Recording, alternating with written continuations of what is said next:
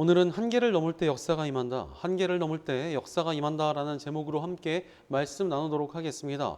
신앙생활을 하다가 보면 하나님의 놀라운 역사들에 대한 이야기를 들을 때가 생기곤 합니다. 어떤 사람이 하나님께 큰 복을 받았다는 이야기가 들리기도 하고 놀라운 역사를 경험했다는 간증이나 예언을 듣게 될 때도 종종 있습니다. 또한 어떤 교회나 공동체에 하나님의 기적이 일어났다라는 이야기도 들려옵니다. 심지어 상식과 현실을 넘어서 한 나라와 민족을 바꾸는 위대한 역사도 일어나곤 합니다. 이런 이야기를 듣다 보면 나도 그렇게 좀 놀라운 역사의 주인공이 되고 싶다라는 생각이 듭니다. 이 현실을 바꿀 엄청난 하나님의 역사, 이 어려운 시대를 뒤집어 엎을 하나님의 부흥, 세상 사람들의 상식을 넘어서는 하나님의 기적을 꿈꿔보는 것입니다.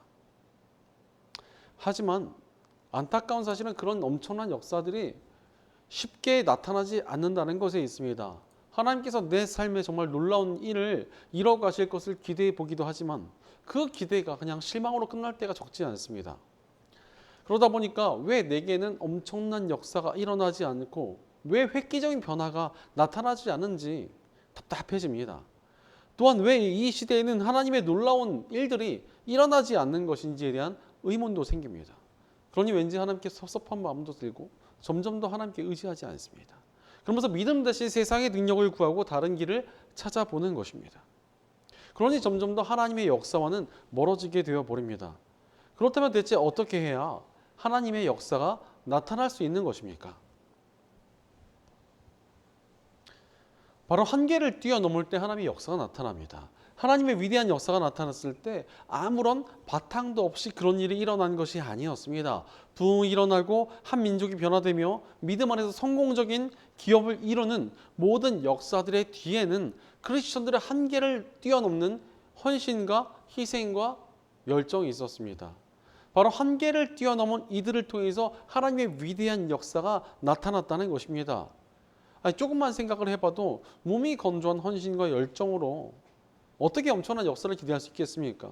어제와 똑같이 살아가고 믿음이 없는 세상 사람들과 딱히 구별되지도 않는 삶을 살아가며 차별화된 헌신이나 열정도 없이 남들과 다른 역사가 나타나길 바라는 것은 말이 되지 않습니다. 공부를 하지 않는 학생이 갑자기 전교 1등을 할 것을 기대하는 것과 크게 다르지 않다는 것입니다. 우리 역시도 한계를 넘을 때 하나님의 역사가 나타날 수 있는 것 아니겠습니까? 실제로 우리가 하나님의 뜻을 향해 나아간다는 것은 한계를 뛰어넘을 때 가능합니다. 하나님의 뜻을 향하려면 나의 유익과 나의 이기심, 내 삶의 안정과 고요함이라는 모든 한계들을 넘어야 하기 때문입니다. 그러니 하나님의 뜻을 향해 나아간다는 것은 내 안에 한계를 넘어서는 것을 포함합니다. 그러므로 우리가 하나님의 뜻을 향해 나아가기 위해 한계를 넘어야 합니다. 올해 우리가 앵커스 어웨이 하나님의 뜻을 향해 나아가자라는 주제로 여러 성경의 인물들을 살펴보고 있습니다. 오늘은 한계를 넘어 하나님의 역사 가운데 쓰임받은 예수님의 수제자라 불리는 베드로를 살펴보고자 합니다. 베드로의 삶을 살펴보자면 그는 한계를 넘어섰고 그로 인해 하나님의 위대한 역사를 나타내며 쓰임받는 사람이 되었습니다. 일단 그의 신분을 먼저 살펴보자면 원래 베드로는 촌구석인 갈릴리 지방에 살고 있던 가난한 어부였습니다. 물고기를 잡으면서 하루하루를 살아가던 그런 사람이 바로 베드로였습니다. 그런 베드로에게 놀라운 일이 일어납니다. 그 시대 당시에 정말 유명한 말씀을 전도하고 다니시던 예수님께서 그를 만나주셨고 또 그를 제자로 불러주신 것입니다. 그러자 베드로는 그 부르심에 순종하여 예수님을 따라갑니다. 그런데 이것이 결코 쉬운 결단이 아니었습니다. 베드로에게는 가족이 있었습니다. 바로 아내가 있었습니다. 또한 이 물고기를 잡는다는 생업도 있었습니다. 그러나 하나님의 일을 하겠다고 그 모든 것을 다 내려놓고 나아간 것입니다.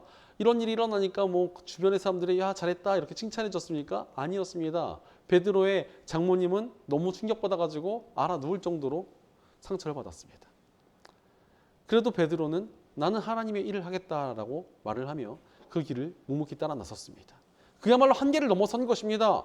사실 베드로가 나는 생업도 있고 챙겨야 될 가족도 있고 또 가족의 반대도 있으니까 예수님을 따를 수 없다라고 하면서 한계에 갇혀 있었다면 어떻게 됐겠습니까? 이렇게 아무런 행동도 하지 않았다면 아무런 일도 일어나지 않았을 것입니다. 베드로는 그냥 갈릴리 지방에 어부로 살다가 어부로 죽었을 것입니다. 그러나 베드로는 한계를 넘어섰고 예수님의 수제자로 쓰임받는 인생을 살았습니다. 심지어 가난한 어부가 초대 교회의 수장으로 쓰임받는 엄청난 영광을 얻었습니다. 또한 세계 역사에 남아있는 순교자로서 아직도 기억이 되고 있습니다. 그 후로도 베드로는 정말 하나님의 사역을 많이 감당하고 엄청난 역사들 가운데 쓰임받았습니다. 그가 한계를 넘어서는 사람이었기 때문입니다.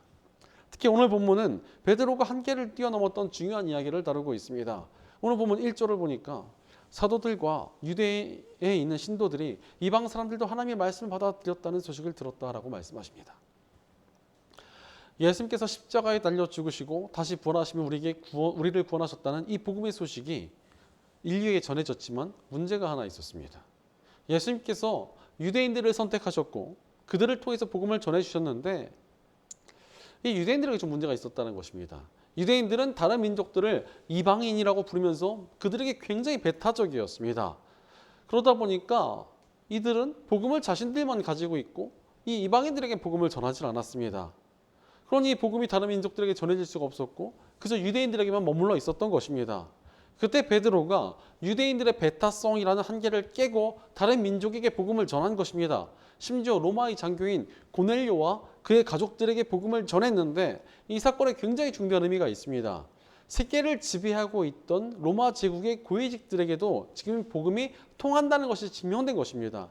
또한 이것은 이제 복음이 점점 퍼져나갈 수 있는 큰 가능성이 보이기 시작했다는 뜻입니다. 정말 엄청난 역사가 일어난 것입니다. 그런데 문제가 생겼습니다. 이방인들에게 복음의 문을 열어낸 엄청난 쾌거를 이뤄냈음에도 불구하고 유대인들의 반응이 좋지 않았던 것입니다. 오늘 본문 3절을 보니까 이방인들에게 복음을 전하고 돌아온 베드로에게 유대인들이 당신은 할례를 받지 않은 사람들의 집에 들어가서 그들과 함께 음식을 먹은 사람이요 라고 공격을 했습니다. 이 시대 당시 유대인들이 이방인들을 얼마나 싫어하고 배타적이었는지 모릅니다. 그들이 얼마나 그들을 싫어했냐면 이방인들과 한 자리에 같이 있는 것도 싫어했고 함께 식사를 하는 것 역시도 부정하게 됐다라고 여겼습니다. 그러니 유대인들이 지금 복음이 전해져서 영원히 구원받은 것보다 베드로가 자신들의 전통과 틀을 깨버린 것을 훨씬 더 큰 문제로 보고 있었던 것입니다. 그러나 베드로는 하나님께서 그를 부르셔서 고넬료를 구원하셨기 때문에 한계를 넘어선 것이었습니다. 그 결과 거기서부터 세계 선교의 문이 열렸습니다. 유대인들만 구원받을 수 있다고 믿던 고정관념이 깨지기 시작했고 다른 민족들도 구원받을 수 있다는 것이 증명되었기에 서서히 다른 민족들을 향해서 복음이 전해지기 시작한 것입니다.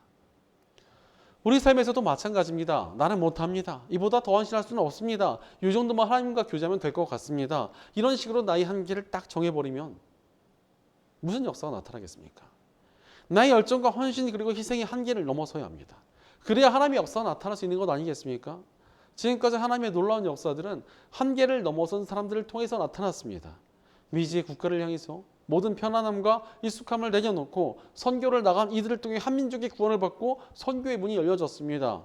젊음을 바치고 열정을 다하여 영혼을 구하기 위해 나선 이들을 통해 엄청난 부흥이 이 나라에 일어났습니다.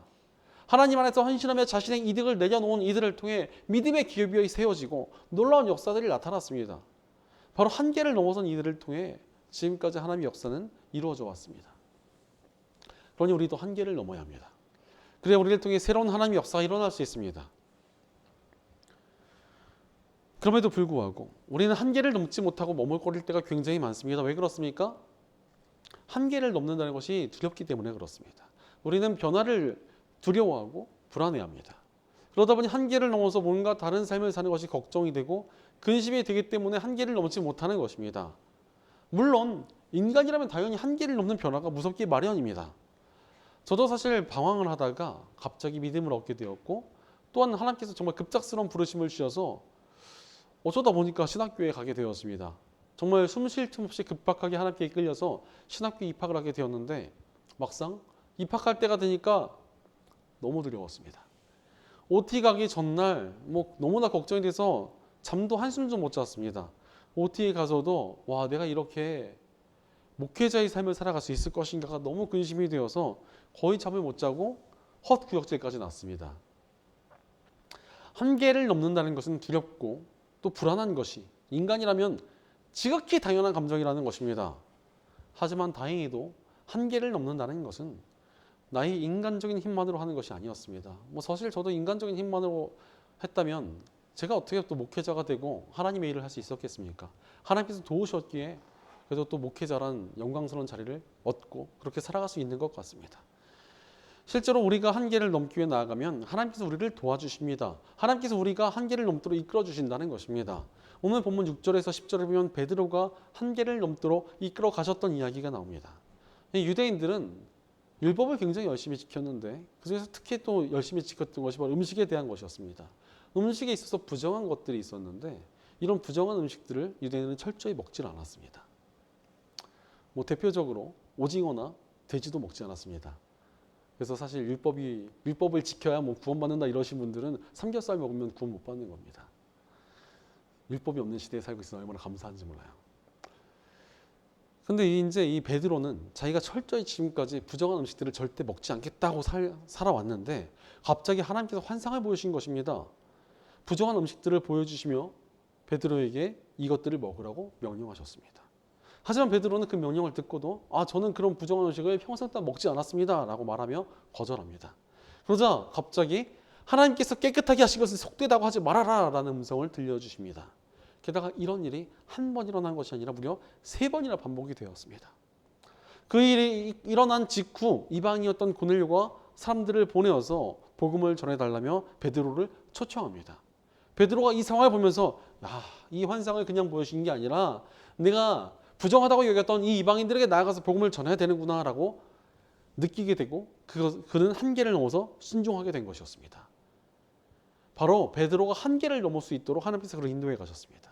그런데 이렇게 하나님께서 3번이나 설득하셔야 할 정도로 베드로가 한계를 넘는 속도는 결코 빠르지 않았습니다. 3번이나 설득을 해야 될 정도로 그는 느릿느릿했고 머뭇머뭇했지만 결국 한계를 넘어섰습니다. 우리도 마찬가지입니다. 느리더라도 한계를 넘어서야 합니다. 그러면 지금보다 더 하나님의 뜻에 가까워지고 더욱더 하나님의 능력이 나타나는 길로 나아갈 수 있게 되는 것입니다. 일단 나의 속도에 맞춰서 조금이라도 한계를 넘어서는 것이 중요하다는 것입니다. 그렇게 우리가 조금씩이라도 한계를 넘어서면 어느 순간 하나님의 역사 가운데 서 있게 되는 것입니다. 어제보다 조금 더 하나님께 나아가고 이전보다 조금 더 헌신하며 조금이라도 더 나은 모습이 되어가며 한계를 넘어야 합니다. 그때 베드로가 유대인들의 전통을 깨고 세계의 선교의 문을 열었던 것처럼 우리도 한계를 넘어 하나님의 역사를 마주하게 될 것입니다. 실제로 오늘 본문 4절을 보면 베드로가 그 사이 일어난 일을 차례대로 그들에게 설명하였다라고 말씀하십니다. 베드로는 이방인들에게 전도하고 돌아온 자신에게 비난의 목소리를 높이고 있는 이 유대인들을 향해서 그들을 부드럽게 설득합니다. 사실 베드로가 이렇게 남들을 설득했다, 정말 부드럽게 설득했다라는 것은 이 복음서를 읽어본 사람들에게는 굉장히 희한한 일입니다. 왜냐하면 베드로는 굉장히 거친 어부 출신이었고 다혈질에 화도 잘 내는 사람이었기 때문입니다. 그의 다혈질적인 성격 때문에 예수님께 혼난 적도 굉장히 많았습니다. 그런데 지금 거칠었던 베드로가 다른 이들을 침착하게 설득하고 있는 이 모습은 그가 한계를 넘어서 변화되었다는 뜻입니다. 자신의 걸음에 맞춰 한계를 넘고자 했고 그것이 끝내 엄청난 변화를 이뤄냈다는 것입니다. 실제로 베드로는 초대교회 수장으로서 사람들을 이끌며 복음을 전하여 하나님 나라를 확장하는 데 쓰임받았습니다. 오늘 말씀에서도 한계를 넘어 변화된 베드로를 통해 선한 영향력이 나타납니다. 오늘 본문 18절을 보면 이 말을 듣고 그들은 잠잠하였다. 그들은 하나님께 영광을 돌리고 이제 하나님께서는 이방 사람들에게도 회개하여 생명이 이르는 길을 열어주셨다 하고 말하였다라고 말씀하십니다. 베드로의 설득을 들은 유대인들은 충격을 받고 하나님께 영광을 돌립니다. 이방인들과 함께하지 않는다는 전통에 매여있던 그들이 복음의 역사를 인정하고 기뻐하며 선교의 문이 열리게 된 것입니다. 한계를 넘은 베드로를 통해 다른 유대인들도 한계를 넘게 되었습니다. 바로 한계를 넘은 이들을 통해서 이렇게 하나님의 역사는 나타나게 되어 있습니다. 그러니 우리도 한계를 넘어야 합니다. 한계를 넘을 때 우리를 통해 놀라운 하나님의 역사가 나타나기 때문입니다. 그렇다면 우리가 어떻게 한계를 넘을 수 있습니까? 복음 안에서 가능합니다. 하나님께서는 십자가의 복음을 통해 우리에게 한계를 넘는 사랑을 보여주셨습니다. 전능하시며 온 우주의 주인이신 하나님께서 피조물인 인간을 너무나 사랑하셔서 인간의 모습으로 이 땅에 오신 것만 해도 엄청난 일인데 우리를 구하시기 위해 목숨까지 바치셨습니다. 세상의 어떤 종교도 신이 인간을 위해 대신 죽었다는 이야기가 없는데 우리 하나님께서 우리를 위해 그렇게 한계를 뛰어넘은 사랑을 보여주셨습니다. 그렇게 한계를 뛰어넘은 십자가의 사랑을 우리가 받았기에 우리도 그 사랑으로 한계를 넘어설 수 있는 것입니다. 또한 우리 예수님께서는 우리에게 세상 끝날까지 함께 하실 것을 약속해 주셨습니다. 지금 나와 함께 하신 예수님께서 계시기에 우리가 또 한계를 넘어설 수 있는 것입니다. 게다가 성령님께서는 아예 우리 안에 오셔서 우리에게 능력을 주시고 새 일을 시작하셨습니다. 그렇게 우리와 함께 하시는 성령님이 계시기에 우리는 한계를 넘어설 수 있습니다. 그러니 우리를 도우시고 함께 하시는 성삼위 하나님과 함께 한계를 넘어야 합니다. 그렇다면 우리가 어떤 한계를 넘어야 합니까? 단순한 노력이나 열정의 한계는 세상 사람들 흔하게 도전하는 일입니다. 그러나 우리가 넘어야 할 한계는 믿음 안에서 넘어야 할 한계입니다. 바로 하나님 안에서 한계를 넘어야 합니다. 그렇다면 하나님 안에서 한계를 넘는다는 것이 구체적으로 어떤 것입니까?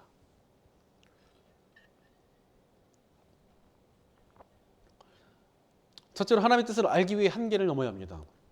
우리가 하나님 안에서 한계를 넘기 위해 제일 먼저 필요한 것이 무엇이겠습니까? 바로 하나님의 뜻을 아는 것입니다. 하나님의 뜻인지 아닌지 무엇인지도 모르고 한계를 넘어서겠다고 덤벼봐야 자칫 잘못하면 영 이상한 데 가서 애를 쓰는 꼴이 될 수 있기 때문입니다. 실제로 하나님의 뜻도 아닌 곳에 가서 애써봐야 결과가 좋을 수가 있겠습니까? 그러니 우리는 우선 하나님의 뜻을 알기 위해 한계를 넘어야 합니다. 오늘 말씀 5절부터 10절에는 베드로가 기도 중에 하나님께서 환상을 보여주셨다는 것을 설명하는 장면이 등장합니다. 그런데 여러분, 베드로가 원래 기도를 열심히 하는 사람이었냐 하면 그렇지 않습니다. 그는 기도하다가 잠들어서 예수님께 혼이 났던 사람이었습니다. 하지만 이제 변화가 되었습니다. 하나님의 뜻을 알기 위해 환상까지 볼 정도로 열심히 기도하는 사람으로 변화되었다는 것입니다. 하나님의 뜻을 알기 위해서 한계를 넘어선 것입니다. 그러니 하나님께서 그에게 하나님의 계획을 알려주시고 길을 인도해 주신 것입니다. 바로 하나님의 뜻을 알기 위해 마음과 열정을 다해 나아가는 것이 필요하다는 것입니다. 그렇게 하나님께 나아가는 것이 진짜 능력과 지혜가 임하는 시간이기 때문입니다. 하지만 안타깝게도 적지 않은 사람들이 하나님의 뜻을 정말 대충 구합니다. 대충 기도하고 대충 말씀을 온 다음에 아니 어떤 길로 가야 될지 모르겠어요. 하나님의 뜻이 어디인지 헷갈려요. 뭘 해야 될지 막막해요. 이렇게 푸념하곤 합니다.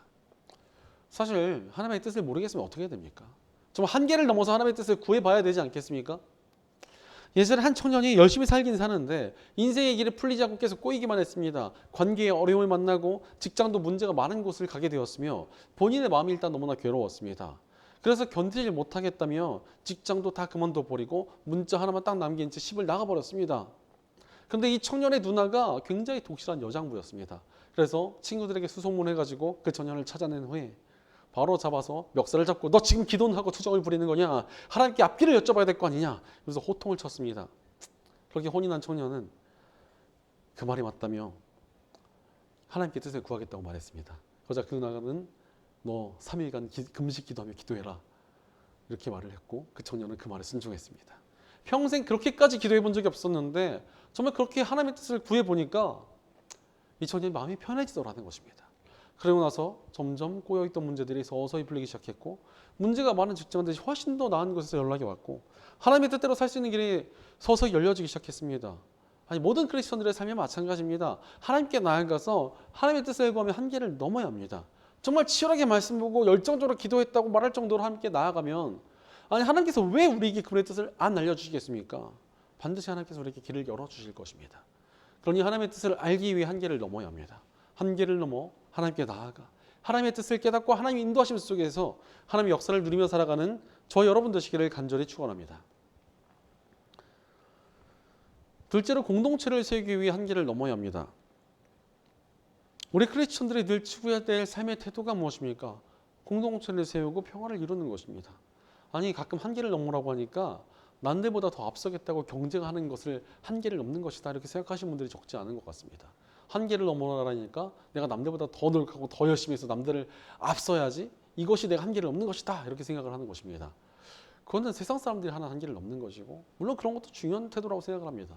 하지만 우리가 좀 더 집중해야 될 것은 하나님 안에서 하나님의 가치를 세워가는 것입니다. 하나님의 가치를 세워가기 위해 한계를 넘는 것이 필요하다는 것입니다.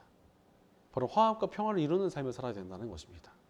오늘 본문 12절을 보니까 베드로는 이방인들이 찾아와 복음을 듣고 싶어 하자 다른 형제들을 6명이나 데리고 복음을 전하러 갑니다.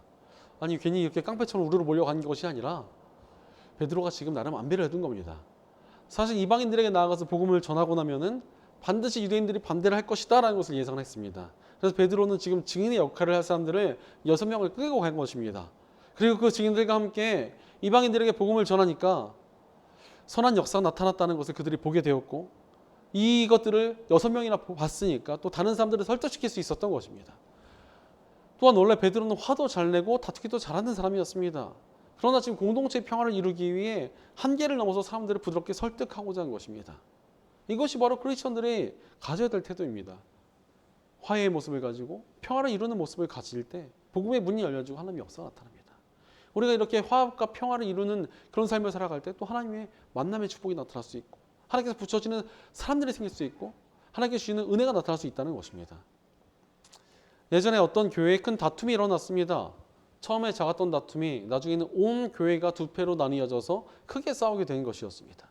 그러니 주변에 덕도 안 되고 시험 드는 사람도 많이 생겼습니다. 이러다 정말 교회가 분열될 수도 있다는 위기감이 생겼습니다. 심지어 분열에 앞장서는 사람들은 우리는 교회가 갈라지는 것도 불쌍하겠다라고 외치고 있었습니다. 이런 상황을 보고 있었던 목사님께서는 교회의 하나됨을 위해서 기도하자고 양쪽 사람들을 다 모아서 정말 뜨겁게 회개하며 함께 기도를 시작했습니다. 정말 오랫동안 정말 뜨겁게 기도를 하다 보니까 서로 미워했던 마음을 회개하고 또 교회의 하나됨을 위해서 기도하면서 예수님의 몸된 교회를 분열시킨 것을 회개하기 시작했습니다. 그렇게 기도하다 보니까 몇몇 사람이 울기 시작했고 조금씩 마음속에 응어리가 풀리기 시작했습니다. 그리고 기도회 끝에 함께 성찬식을 하며 빵과 포도주를 함께 나누었습니다. 그러자 통곡하는 사람들이 생겨났고 모든 기도회가 끝나고 사람들은 서로 사과하고 분열을 끝내기로 합의했습니다. 사람들은 자신들이 가지고 있던 미움과 판단과 다툼이라는 한계를 넘어서 화해와 평화로 나아간 것입니다. 그 일을 통해 그 교회가 다시 회복이 되고 오히려 더 부흥이 되는 역사가 일어났습니다. 바로 공동체를 세우고 평화를 이루기 위해 한계를 넘을 때 하나님의 역사가 나타납니다. 그러니 우리도 공동체를 세우기 위해 한계를 넘어야 합니다. 미움이나 판단을 내려놓고 평화와 하나됨을 위하여 나아갈 때 반드시 하나님의 역사는 나타날 것입니다. 그러니 한계를 넘어 공동체를 세워가며 하나님께서 기뻐하시는 평화를 이루므로 하나님의 역사를 일으키고 하나님의 능력을 누리며 살아가는 저 여러분 되시기를 간절히 축원합니다. 셋째로 영혼을 구하기 위해 한계를 넘어야 합니다. 우리에게 가장 중요한 사명이 무엇입니까? 영혼을 구하는 것입니다. 사실 우리 크리스천들이 어느 자리에 가든지 어떤 상황이든지 항상 하나님의 뜻이라고 할 수 있는 것이 바로 영혼 구원입니다. 마찬가지로 하나님과 인간 사이의 평화를 이루는 것 또한 영혼을 구하는 일 아니겠습니까? 게다가 하나님의 역사는 영혼 구원을 통해 일하는 이들을 위해서 나타나기 마련입니다. 베드로도 사실 유대인인데 이방인들에게 전도를 하러 간다는 것이 쉽지 않았을 것입니다. 그도 이방인들과 함께하는 것을 꺼려하는 마음이 있었을 것 아니겠습니까? 게다가 그는 또 교회의 리더였습니다. 자칫 잘못하다간 자신의 권위가 떨어지거나 문제가 생길 수도 있었습니다. 하지만 그는 영혼을 구하러 가는 것이 하나님의 뜻이다라는 것을 알았기 때문에 한계를 넘어섰습니다. 그러자 무슨 일이 일어났습니까? 15절을 보니까 내가 말을 하기 시작하니 성령이 처음 우리에게 내리시던 것과 같이 그들에게도 내리셨습니다라고 베드로는 증언합니다. 베드로가 영혼을 구하기 위해 한계를 넘어서자 하나님께서 역사를 일으키셨습니다. 그의 전도를 통하여 이방인들에게 성령의 역사가 나타나고 세계 선교의 문이 열려졌습니다. 한계를 넘어서니 엄청난 하나님의 역사가 시작이 된 것입니다. 우리 역시도 영혼을 구원을 위해서 한계를 넘어설 때 하나님의 역사가 나타납니다. 그런데 참 많은 사람들이 영혼 구원에 있어서 한계를 그어놓습니다. 이 사람은 절대 변하지 않을 거야. 이 사람은 내 말을 듣지 않을 거야. 이런 사람은 구원받지 못할 거야. 나는 이런 곳에서 전도할 수 없어. 이렇게 한계를 정해놓는 것입니다. 그러니 어찌 구원의 역사가 나타나겠습니까? 그러나 영혼 구원을 위해서 나아가면 역사는 하나님께서 일으키십니다. 사실 저는 이러한 역사를 눈앞에서 보았습니다. 저희 아버지께서는 원래 교회를 너무나 싫어하셔서 성경책을 몇 권이나 찢어버리셨고 수시로 기독교에 대한 비판의 말을 하셨습니다. 그러나 어머니께서는 그런 아버지를 포기하지 않으셨고 계속 구원의 길로 이끄셨습니다. 그러니 이제는 아버지께서 변화되셔서 교회를 다니시며 봉사까지 하고 계십니다. 게다가 또 주변에 영혼 구원을 위해 힘쓰시는 분들을 보면은 삶의 선한 역사가 많이 일어나는 것을 보게 됩니다. 사실 영혼을 구한다는 것은 하나님 나라를 넓히는 영적인 최전방이기 때문에 그렇습니다. 군대에서도 가장 시급한 최전방에 먼저 보급을 해주고 후방은 보급이 나중에 옵니다. 마찬가지로 영혼을 구원하겠다며 영적인 최전방에 있는 이들에게 하나님의 공급이 가장 풍성하게 제일 먼저 부어지기 마련이라는 것입니다. 그러니 우리는 영혼을 구하기 위해 한계를 넘어야 합니다. 지금보다 조금이라도 더 섬기고 더 돕고 더 용서하며 더 사랑하며 한계를 넘어야 합니다. 그때 반드시 구원받는 영혼들이 나타나며 하나님의 역사는 시작될 것입니다. 그러므로 한계를 넘어 영혼을 구하기 위해 나아가 하나님의 역사 가운데 쓰임받으며 하나님의 풍성한 공급과 손길을 누리며 살아가는 저희 여러분 되시기를 간절히 축원합니다. 사랑하는 여러분, 하나님 안에서 한계에 도전하는 삶을 살아가고 계십니까? 우리는 한계를 넘어야 합니다. 우리가 한계를 넘을 때 하나님의 위대한 역사는 나타날 것입니다. 농구의 황제라 불리는 마이클 조던은 절대 안 된다는 말을 하지 마라. 한계는 두려움과 마찬가지로 환상에 불과하다라는 말을 했습니다. 이 말을 했던 마이클 조던은 정말 많은 업적을 세웠습니다. 약팀이었던 시카고 불스에서 3번 연속 우승을 2번이나 차지했으며 은퇴했다가 다시 복귀해서 또다시 우승을 하는 등 수많은 불가능을 가능으로 바꾸는 사람이었습니다. 한계를 넘어서니까 불가능을 뛰어넘는 놀라운 기록을 세웠습니다. 또한 많은 사람들이 잘 모르는 것이 있는데 마이클 조던이 침례교 집사입니다. 굉장히 독실한데 잘 그걸 티를 안 내는 사람이라고 알려져 있습니다. 하나님 안에서 또 한계를 넘어서는 사람들은 더욱더 놀라운 한계를 뛰어넘는 역사가 나타나기 마련입니다. 하나님 안에서 한계를 넘어서면 반드시 하나님께서 이루어가신 역사가 나타나게 되어 있습니다. 그러니 하나님의 뜻을 알기 위해 한계를 넘어야 합니다. 우리의 길이 그때 하나님 안에서 열려질 것입니다. 또한 공동체를 세우고 영혼을 살리기 위해 한계를 넘어야 합니다. 반드시 하나님의 풍성한 역사가 나타날 것입니다. 그러니 하나님의 위대한 역사와 능력을 누릴 사람은 누구입니까? 하나님 안에서 한계를 넘기 위해 한 걸음씩 나아가는 저와 여러분입니다. 영혼을 구하고 교회를 바로 세우며 하나님 나라를 세워갈 복될 사람은 누구입니까? 하나님의 사명을 위해 한계를 넘어서는 저와 여러분입니다. 하나님의 풍성한 도우심과 상급을 얻을 사람은 누구입니까? 영혼들을 구하기 위해 공동체를 또 세워가기 위해 사명을 향하여 한계를 넘어서는 저와 여러분입니다. 하나님 안에서 한계를 넘기로 결단하여 하나님의 뜻을 향해 나아가 하나님의 역사 가운데 쓰임받으며 그분의 능력 안에서 복된 삶을 살아가는 저와 여러분 되시기를 주의 이름으로 간절히 축원합니다. 함께 기도하겠습니다. 우리를 위해 한계를 뛰어넘으신 사랑을 보여주신 성삼위 하나님 감사와 찬양을 드립니다. 하나님께서 우리에게 끝없는 사랑을 보여주시며 우리로 하여금 한계를 넘어서도록 하시는데도 우리가 내 유익과 안정 때문에 한계에 갇혀 있지는 않았는지 우리 삶을 돌이켜봅니다. 그러나 이제 우리가 한계를 넘어서기 원합니다. 하나님의 뜻을 알기 위해 한계를 넘어 하나님께 나아가오니 우리 삶을 인도하여 주시옵소서. 공동체를 세우고 영혼을 구하기 위해 한계를 넘기 원합니다. 우리 마음을 담대하게 도와주시고 힘주시옵소서. 한계를 넘을 때마다 더욱 놀랍게 임하시는 하나님의 역사를 누리며 살아가게 하옵소서. 우리 공동체 가운데도 함께해 주셔서 우리가 함께 한계를 넘으며 하나님의 뜻과 사명을 이루는 아름다운 공동체가 되게 하여 주시옵소서. 늘 우리와 함께 하시며 한계를 넘도록 이끌어 주시는 우리 주 예수님의 이름으로 기도드리옵나이다. 아멘.